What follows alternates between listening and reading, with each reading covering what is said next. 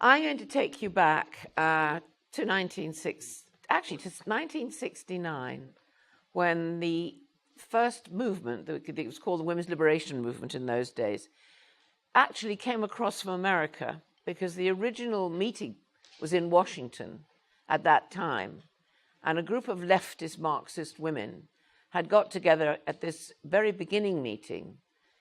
In essence, they wanted a movement of their own, and they turned on their leftist men partners and boyfriends and everything else and said, look, we are going to change the goalposts.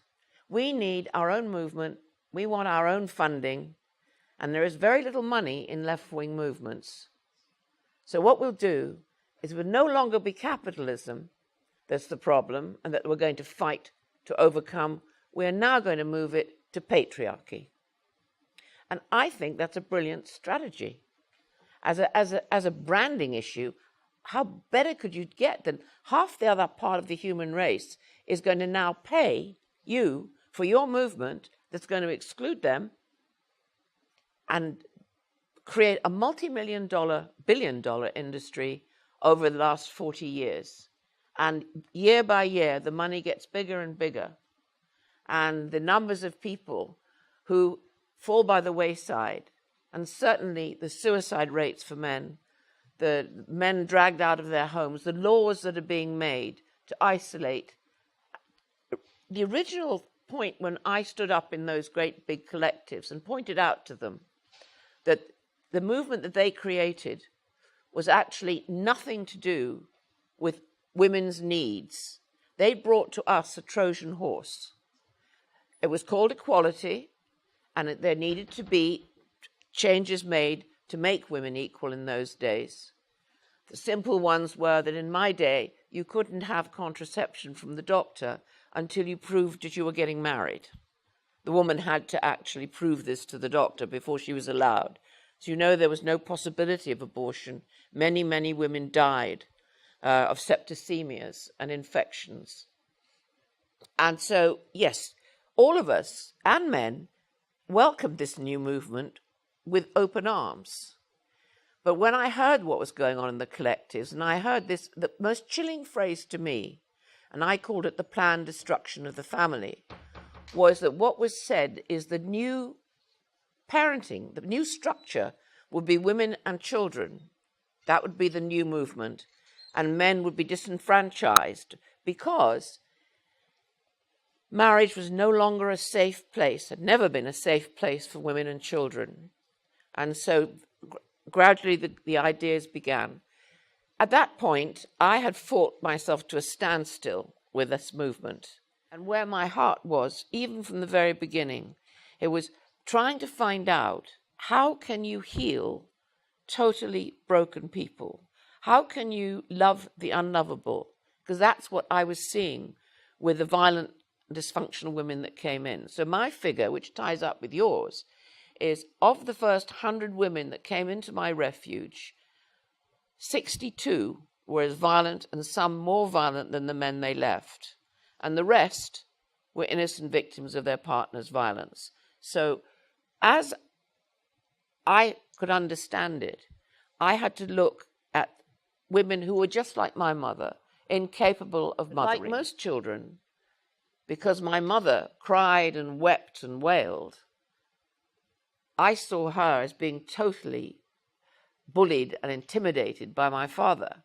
It took me many years, and I was quite a lot older, when I suddenly recognized my mother threw the bomb and my father exploded. Once you realize that, and I realized it was both of them, and the confusing thing for a child is in that situation there is this massive explosion and crying and wailing and weeping. Next morning they're having breakfast together, while the three of us have been lying shaking in our beds. So this was what I had to actually work. But what came out of it all was the desperate need to learn how to love, to learn how to be loved, to develop tools and strategies for knowing how you can actually get through whatever happens to you without this terrible, terrible rage and violence. How we used to have a sticker that said, people are not for hitting. Children are people too. And on the T-shirts of the kids, we would put that sticker. So when the mother lifted her hand, that sticker was there to remind her. The hardest part of it all was, of course, nobody was at all interested in the idea of healing broken people, to say nothing of the totally damaged kids. Their concern was to try and bury this problem because they did not want it to come up. I wrote the first book in the world on domestic violence. It was called Scream Quietly or the Neighbors Will Hear. That was Jeannie's husband said when he was beating her. And I remember she was telling me this, and I said, well, can I use that? It's a fantastic title. And I wrote the book, and I included all the letters. I'd never written a book, so I had all the letters I had, and what was happening at that time. And at the end of it, I put a whole list of all the agencies who knew exactly what was going on, and they all queued up to sue me. But then the cat was out of the bag, though. They could no longer pretend this was not an issue because the press got behind it, and so did the public. My problem was they only wanted to hear about innocent victims of partners' violence. What enraged them and made me the enemy was I said, no, but it's not like that. It's not a gender issue. It has nothing to do with patriarchy. That's a whole made-up nonsense. It's actually fraud. At that point, before I actually opened the refuge, the women's movement, both across the Western world, became a very fashionable thing to do. And they did get funding, as thousands of women paid to join this movement. In England, it cost you £3.10, which is quite a lot of money, actually, in the 70s. But that money was running out, so they needed further funding. And this I knew would happen. Even as I actually opened the door and the women poured in, I thought to myself, yeah, this is going to be perfect. It's a perfect issue for a feminist movement who say all men are violent. And it's a perfect funding issue because as long as you make sure that the women are told and everybody is brainwashed into thinking of women as victims, then you have an income and it will become jobs for the girls. And of course, the recruiting areas were in all universities across the Western world. That's where the women professors began the whole women's studies and excluding men, and it got bigger and bigger and bigger. And as women went into law, they began to change the law, as you know, completely illegal, much of what they've done. Because what they've done is to take a man's right to be innocent before he's proven guilty. That's been taken away. A man, no women, a man has to prove his innocence. And that is the most shocking thing, I think, that has happened in the last 40 years. All now a woman has to do is pick up the phone and he's finished. My attitude towards all this, as other refuges grew, the feminist refuges wouldn't accept alcoholics or women who are drug addicts or women who are violent. So innocent victims of violence who were coming into me, women who just needed refuge but not that much therapy, we moved them on to the refuges. Our people, the people that came in and said and chose, nobody had to do it, but chose to come into this therapeutic program, we also extended that work to take women who were about to lose their children to social services on court orders. They could come into our program. And all men, except in cases where I recognized there was extreme possibility of violence. These are usually men who have been, they've been inside for robbery with arms and known violent behavior. All men who, because of what has happened to them in their childhood, have now developed such a psychotic behavior patterns that they are dangerous to the woman and to the children. But even those men, every single man who wanted to see me or anybody in the refuge who was working there, they were welcome to contact us. We hired, actually to begin with, it was nuns. They were brilliant and comforting, and they would go and visit any father who suddenly found himself without children. We arranged supervised access if the father had been told he couldn't see the children. And as long as we realized that he wasn't dangerous, and actually there was no reason, because by the time the man who had suddenly found himself in this position had come to ask for help, and you actually touch him and you say, look, I'm really sorry this is happening to you, man will then sit down and explain.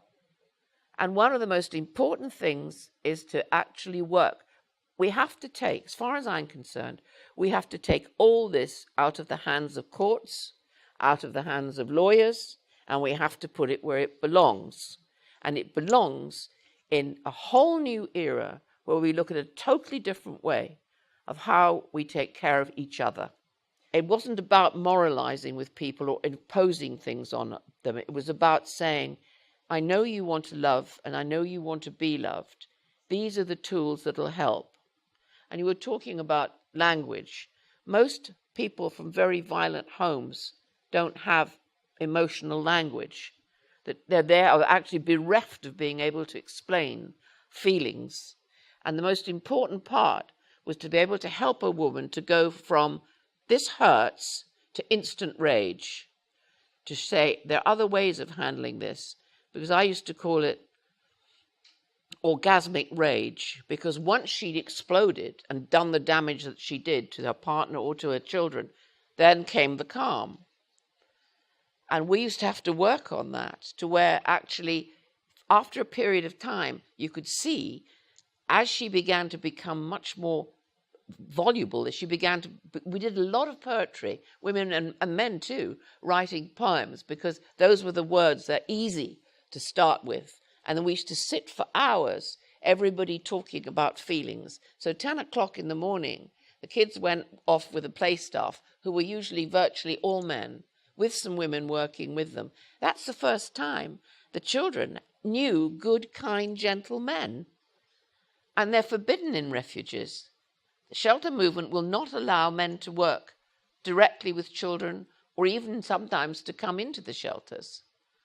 And I have been in here, when I was here last with Anne, we were talking about the fact that the shelter movement is actually bunkers that could brainwash women into this whole concept that they have to remain victims. And actually, they learn very quickly, if they dare to try and take responsibility for their behavior, they will be in big trouble with the sisterhood. So I had to make a decision. Was I going to join in with this massive battle against the feminists from the very beginning, or was I going to do what mattered to me and to my heart? And I chose, because I knew I wasn't going to win this battle. They were so highly organized that what I needed to do was to actually work directly with men and women and children. But I want you to understand that many of us, including some of us here, including me, had to come to terms with the fact that we were not loved. It isn't that my mother didn't want to love us. She wasn't mothered. She was very abused by her stepmother. So you see the generations coming down like this. And I think it's the responsibility of everyone you have to look at where you've come from, what you've learned from it, why the patterns are there and why you do what you do. And also, you know, the biggest lesson I received was when I was, yet again, putting my hand out, trying to rescue, and feeling that I could see all this potential. All of us are responsible for the choices we make. I used to say to the mothers, first choice can be an accident. The second can be careless. But time you do it third time, you've really got to look at what you're doing and why you're doing it. And you see, this work went over 12 years. So by the time the women were pouring through the door, a millionaire bought me a very big house that was filled to the ceiling almost immediately. So because we had no other alternative, as a group, and we worked with men who were plumbers, they all piled in to help me. We had this huge squatting domain. Squatting, if you know, is you can take a house that isn't being used. And in those days, it was a civil offense. So my idea was you got very big houses, you put, say, 15 mothers and perhaps 30 kids in the house, and then the borough's not going to touch you because they'd have to rehouse them all. And the biggest squat I had was Palm Court Hotel in Richmond. It had 47 private suites, and we took that one night. So we got bigger and bigger and bigger. And we worked, and this huge family evolved. And the boys, which worked so well, they are all married up and matched with men who'd helped them to learn to build, to plumber, to electricity, to actually skim walls.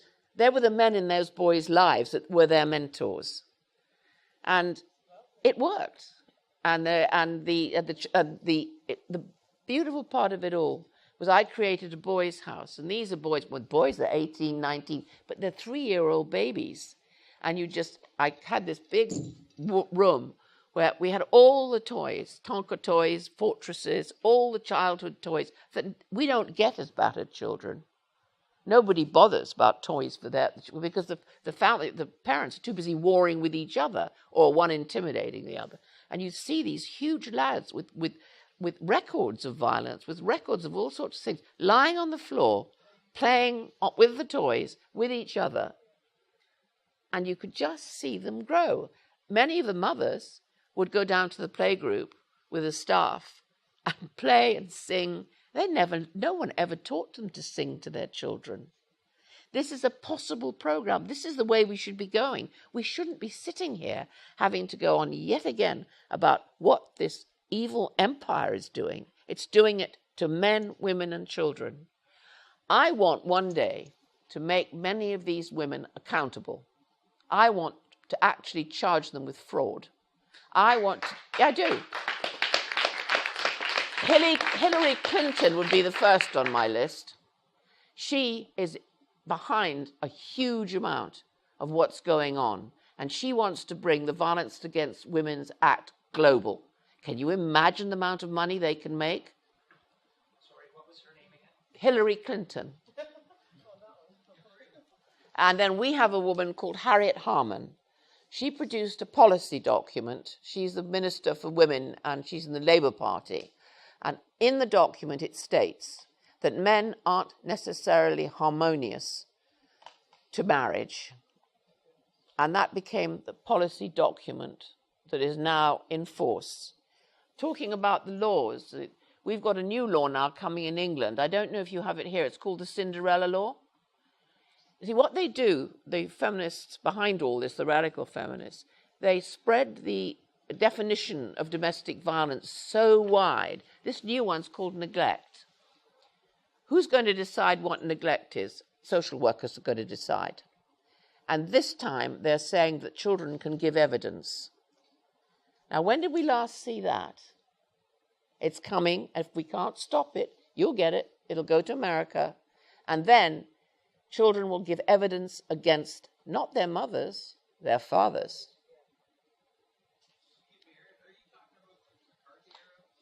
Sorry? Are you talking about McCarthy era sort of stuff? No, I'm actually talking about the communist regime, which is where children did give. Yes, you're right. Yes, you're right.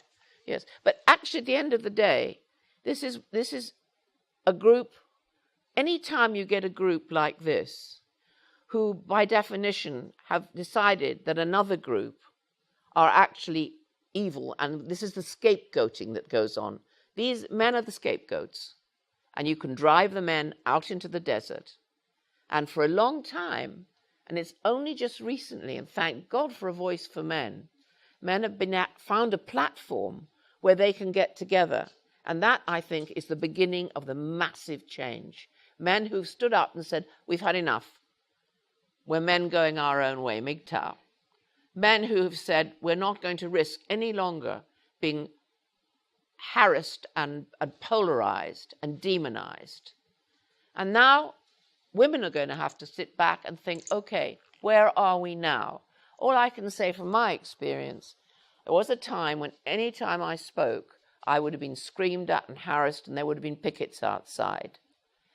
I spoke at a big women's festival in London, and the room was packed with young women. And I ended saying, if men and women don't get together to work to stop this, then there is no future for us or our children. And you know, they all agreed. And that's my great hope. I believe that the wind of change is now coming. And what we have to look now at very, very coldly is this has nothing to do, the radical feminist movement has nothing to do with the pain and suffering of people or children. They're not interested. It is an empire, and it is an evil empire. Thank you very much. And Attila, thank you.